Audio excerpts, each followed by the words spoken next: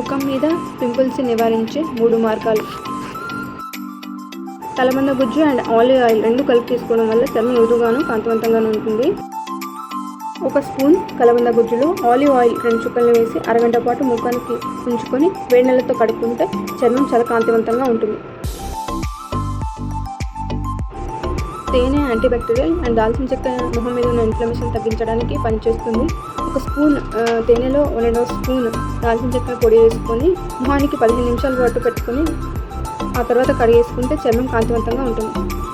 అలాగే మచ్చలు పోవడానికి దోహదపడుతుంది. ముల్తానీ మట్టి అండ్ రోజ్ వాటర్ కలిపి తీసుకోవడం వల్ల ముఖం మీద ఉన్న మచ్చల్ని నివారించవచ్చు అండ్ ముఖం మృదువుగా మాట్లాడడానికి అవకాశం ఉంది. 2 స్పూన్ల ముల్తానీ మట్టిలో 1 స్పూన్ రోజ్ వాటర్ని కలిపి 15 నిమిషాల పాటు ముఖానికి పెట్టుకున్నట్లయితే ముఖం మీద ఉన్న మచ్చలు తగ్గడానికి అవకాశం ఉంది.